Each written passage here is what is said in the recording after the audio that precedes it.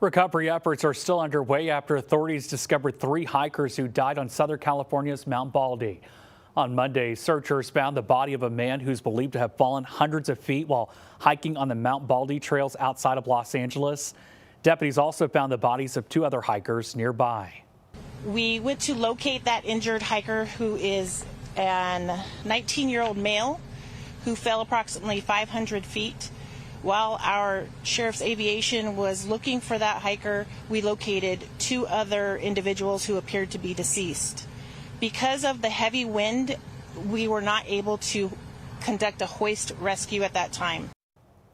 Officials say a medic confirmed the 3 were deceased. It's not yet clear on what caused their deaths, and they've yet to be identified publicly. A temporary closure order for Mount Baldy was issued.